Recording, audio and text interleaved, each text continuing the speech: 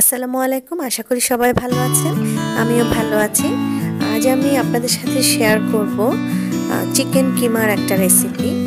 যেহেতু আমাদের দেশে এখন সবাই যথেষ্ট স্বাস্থ্য সচেতন হয়ে উঠেছি এবং অনেকেই কিটো ডায়েট প্ল্যানে আছি। আমরা কার্বোহাইড্রেট অনেকেই ছেড়ে দিয়েছি। তো যাই হোক, প্রোটিনটা তো আমাদের নিতে হবে।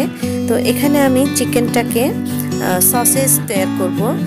আমরা যদি সুপার শপগুলো থেকে সসেজ কিনতে যাই, ওটার কতটুকু সঠিক আছে এটা সন্দেহ আছে। আর নিজের হাতে তৈরি করার মজাই আলাদা। যেহেতু ঘরে তৈরি করব, আমি আমার মন মতো করে করতে পারি, মন মতো ফ্লেভারটা চেঞ্জ করতে পারি।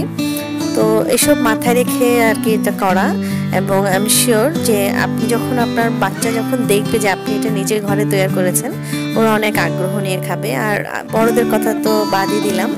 তো এখানে আমি চিকেন কিমাটাকে কালারফুল করার জন্য এখানে আমি পার্সলে দিয়েছি এবং এটাকে খুব মিহি করে একটু সময় নিয়ে খুব ভালো করে কুচি করে নিতে হবে, যাতে এটা খুব সহজেই আমার কিমাটার সাথে মিশে যায় একদম ভালোভাবে। তো আমার পার্সলেটা রেডি হয়ে গেছে। এখন আমি চিকেন কিমাটার মধ্যে হাফ টিস্পুনের মতো লবণ দিয়েছি স্বাদ মতো। আর এখানে আমি দিচ্ছি দারুচিনির পাউডার। এতে করে যে মুরগির মাংসের মধ্যে একটা সুন্দর ফ্লেভার আসবে।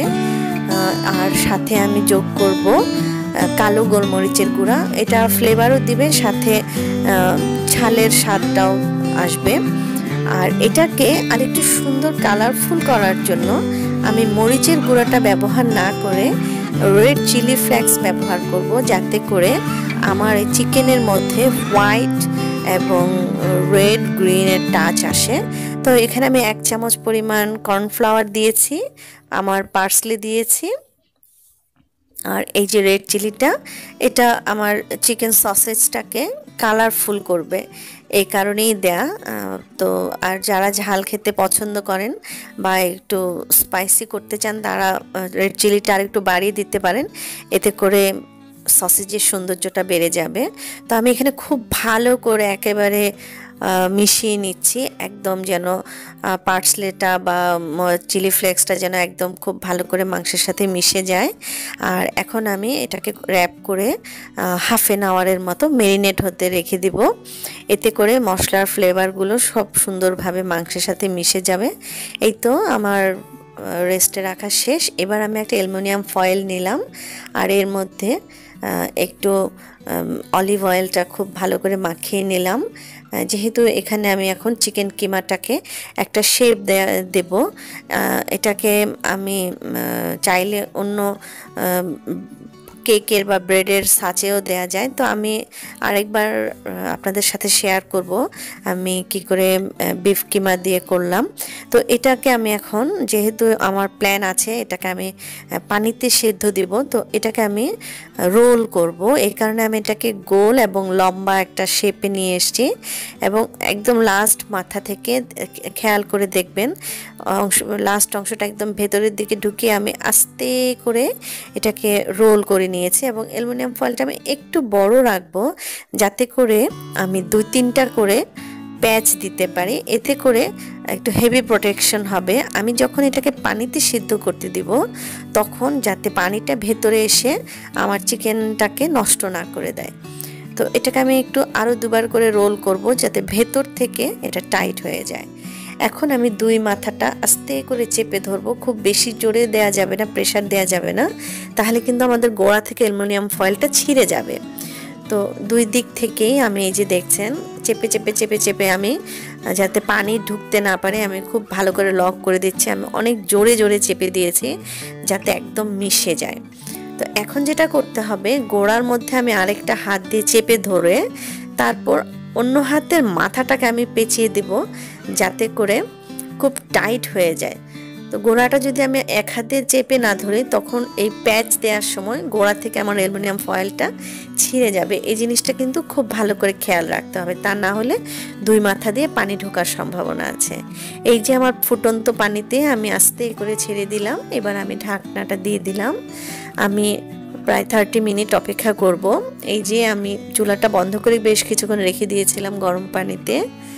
এই যে আমার সসেজটা হয়ে গেছে, আমি এখন এটাকে আস্তে আস্তে করে, মাশাআল্লাহ আমার এটাতে পানি ঢুকেনি, আমি নামানোর সময় বুঝতে পেরেছি। তো এই যে আমি এখন আস্তে আস্তে করে দুই মাথা থেকে অ্যালুমিনিয়াম ফয়েলগুলোকে একটু ইজি করার চেষ্টা করব, এতে করে আমার অ্যালুমিনিয়াম ফয়েলটা খোলাটা খুব সহজ হয়ে যাবে। মাশাআল্লাহ আমার সসেজটা আমি ঠিক যেরকমটা চেয়েছিলাম সেরকমই হয়েছে। এই যে বের হয়ে আসছে আমার সসেজটা, দেখতে পাচ্ছেন সাদার মধ্যে চিকেনটা যেহেতু সাদা কালারে এসছে, আমার পার্সলেটটা গ্রিন একটা এবং যে রেড চিলি দিয়েছিলাম ওটারও কিন্তু সুন্দর দেখা যাচ্ছে। তো আলহামদুলিল্লাহ আমার সসেজটা একদম পারফেক্ট হয়েছে, যেমনটা আমি ঠিক চেয়েছিলাম।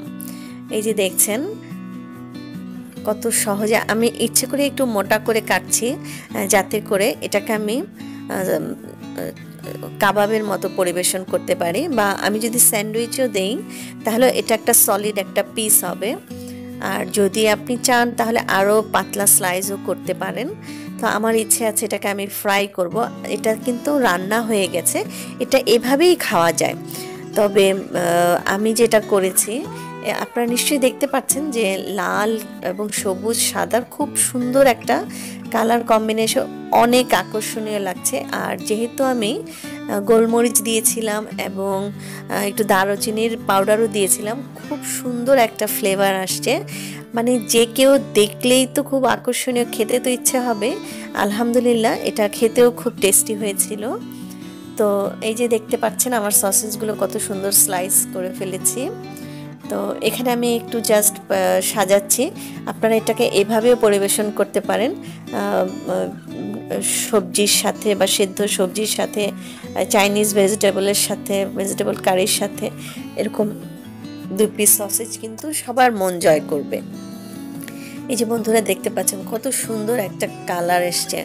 তো এটা আসলে ভিডিওতে আমি বোঝাতে পারছি না, সামনাসামনি অত্যন্ত সুন্দর ছিল। তো আমি এখন যেটা করব, আমার এই সসেজটাকে একটু ক্রিস্পি, একটু গোল্ডেন করার জন্য, আরেকটা ফ্লেভার অ্যাড করার জন্য আমি এটাকে বাটারের মধ্যে গোল্ডেন কালার করে ক্রিস্পি করে ভেজে নেব।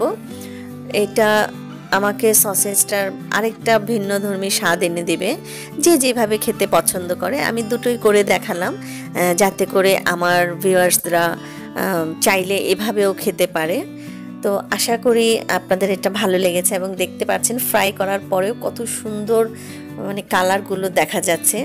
তো আমার ভিউয়ার্সদের অসংখ্য ধন্যবাদ আমার ভিডিওটি কষ্ট করে দেখার জন্য, এবং আপনাদের যদি ভালো লাগে তাহলে আমাকে সাবস্ক্রাইব করবেন, শেয়ার করবেন, এবং আপনাদের মতামত আমাকে জানাবেন। আমি আপনাদের মতামতের অপেক্ষায় আছি। তো সবাই ভালো থাকবেন। আর বাচ্চাদের টিফিনে কিংবা নাস্তায় এর তো কোনো তুলনাই হয় না। প্লিজ প্লিজ আপনারা ট্রাই করবেন। আর আজ এখানেই বিদায় নিচ্ছি। আল্লাহ হাফেজ। সবাই ভালো থাকবেন, সুস্থ থাকবেন।